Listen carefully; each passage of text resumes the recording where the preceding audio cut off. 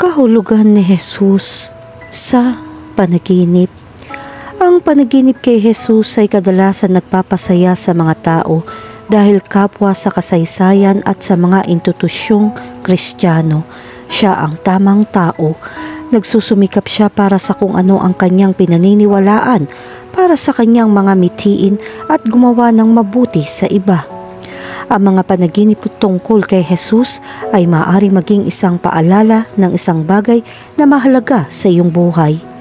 Panaginip na mga elemento ng relihiyon, artifact o personalidad na ganap na nauugnay sa ating espiritualidad at pagkatao.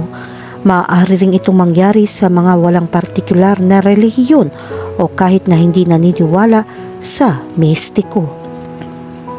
Para sa mga Kristiyano, ang panaginip kay Jesus ay tanda ng biyaya at banal na pakikialam. Ito ay kumakatawan sa isang mas malapit na kaugnayan sa Diyos o isang tawag sa mas malalim na pananampalataya. Sinasagisag din ito ang pagpapatawad, pakikiramay at walang pasubaling pagmamahal.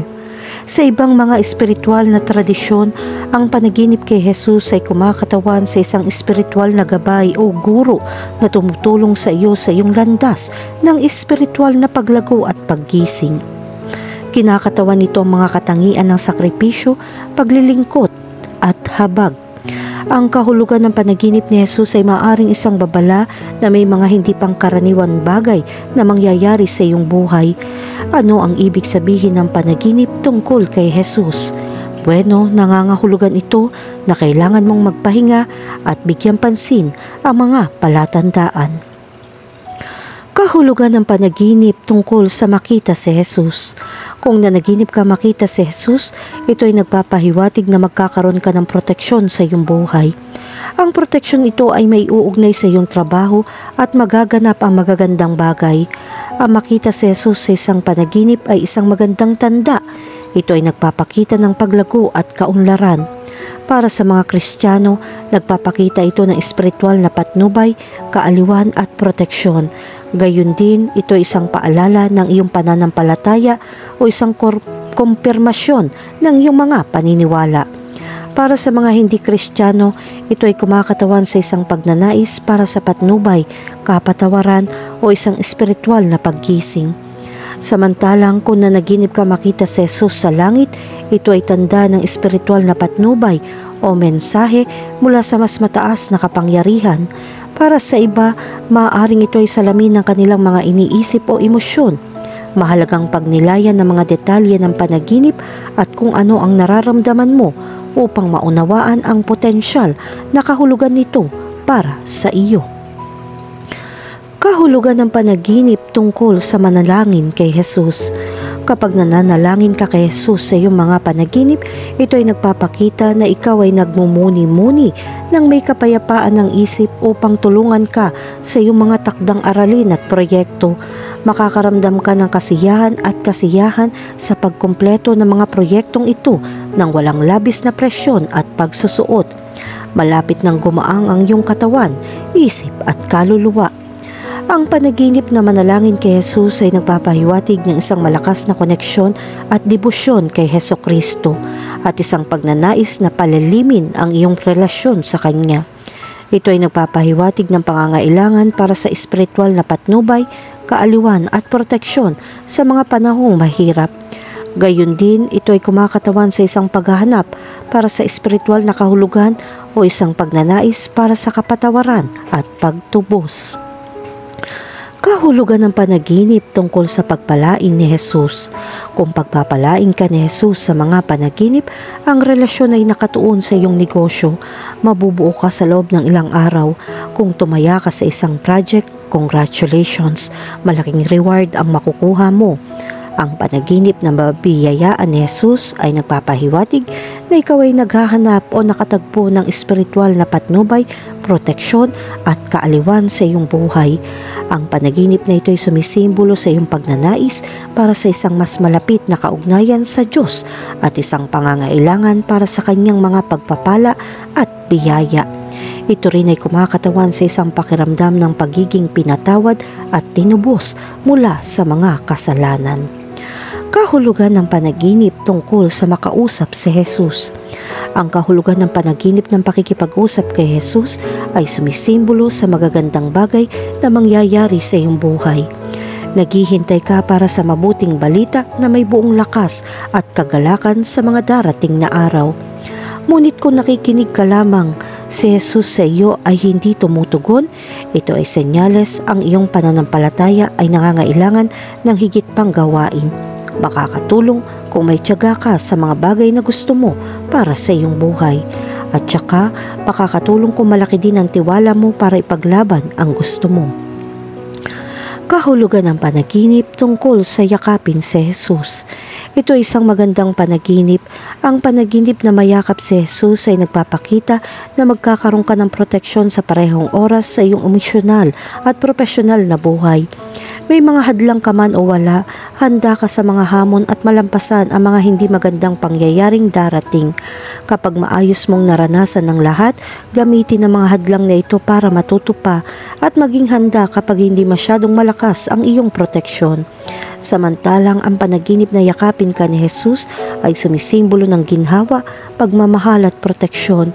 Ito ay kumakatawan sa isang pakiramdam na tinatanggap at pinahahalagahan ng Diyos at isang pakiramdam ng seguridad sa iyong relasyon sa Kanya. Ang panaginip na ito ay maaaring magpahiwatig na ikaw ay naghahanap ng aliw sa iyong buhay o nangangailangan ng emosyonal na suporta at katiyakan. Maaari nitong ipaalala sa iyo na hindi ka nag-iisa at si Jesus ay laging nariyan para gabayan ka. Kahulugan ng panaginip tungkol sa makalapit kay Jesus. Ang kahulugan ng panaginip na malapit ka kay Jesus ay sumisimbolo na maaabot mo ang iyong target para sa kinabukasan. Panahon na para makipagsapalaran ka dahil ang mga anghel na tagapag-alaga ay palaging maglilingkod sa iyo. Hindi ka masasaktan ng masasamang tao. Nasa ilalim ka ng isang depensa na pumipigil sa iyo mula sa lahat ng bagay sa paligid mo. Ang banal na kapangyarihan ay palaging tutulong sa iyo na harapin ang mga paghihirap na darating. Kahulugan ng panaginip tungkol kay Jesus na hindi masaya sa iyo. Ang panaginip tungkol kay Jesus ay may kinalaman sa ating espiritualidad at personalidad. Kung hindi nasisiyahan si Jesus sa iyo sa iyong mga panaginip, subukang unawain ang mga dahilan at subukang bigyan pansin ang saklaw ng iyong buhay na layunin ng motibong ito. Kailangan mong pagbutihin ang mga relasyon sa iyong sarili at maging mas produktibo. Kung hindi mo pa natukoy ang mga katangian ng iyong buhay na hindi kasiya-siya, maaaring kailanganin mong suriin ang iyong buhay sa kabuuan. Maaaring hindi tumugma ang iyong mga aksyon sa buhay na gusto mo. Maniwala sa iyong potensyal na makamit ang pinakamahusay sa iyong buhay. Kahulugan ng panaginip tungkol kay Jesus na nagpapasan ng krus. Ang kahulugan ng panaginip ni Jesus na nagpapasan ng krus ay isang paalala ng iyong subconscious na ang ilang mga aksyon na iyong ginawa ay hindi kapaki-pakinabang sa iyo. Maglaan ng oras upang pag-isipan at itama ang ilan sa mga saloobin na mayroon ka sa ilang mga tao. Ito ang iyong sandali ng pagpapatawad. Gayon din, ang panaginip na ito ay sumisimbolo sa iyong pasanin at ang pangangailangan harapin ang iyong mga hamon ng direkta. Ito ay nagpapahiwatig ng pangangailangan na magsakripisyo ng isang bagay upang makamit ang isang mas malaking layunin o magtiyaga sa kabila ng mga paghihirap. Bilang karagdagan, ang panaginip na ito ay kumakatawan sa kahalagahan ng paglalagay ng iba bago ang iyong sarili. Maaari nitong ipaalala sa iyo ang sukdulang sakripisyo ni Jesus para sa sangkatauhan at ang pangangailangan sundin ng kanyang halimbawa sa pamamagitan ng pagiging mabait, mahabagin at mapagpatawad sa iba. Kahulugan ng panaginip tungkol kay Jesus na ipinako sa krus. Ang panaginip na si Jesus ay ipinako sa krus ay nangangahulugan ng isang pangangailangan para sa espiritual na patnubay o isang pagnanais na kumonekta sa iyong mga paniniwala sa relihiyon. Ang panaginip na ito ay sumisimbolo ng damdamin ng pagkakasala o ang pangangailangan para sa pagtubos. Ito ay kumakatawan sa idea ng sakripisyo at ang kahalagahan ng pagpapaalam sa isang bagay upang makakuha ng isang bagay na mas makabuluhan. Kung napanaginipan mong ipako sa krus si Jesus, ito ay senyales na kailangan mong palawakin ang mga bagay sa iyong buhay. Kailangan mong bitawan kung ano ang hindi nagdudulot ng pagbabago o nagpapa-interes sa iyo. Ang krus ay sumisimbolo sa pagdurusa kapag nakita mo ito sa iyong mga panaginip. Ito ay isang babala upang alisin ang mga bagay na hindi ka nakikinabang. Makakatulong ito sa iyong buhay sa hinaharap at hindi ka makakasama. Iwanan ang nakaraan. Kahulugan ng panaginip tungkol sa pagkamatay ni Jesus. Kung si Jesus ay namatay sa iyong mga panaginip, ihanda ang iyong sarili dahil ang mga problema ay darating.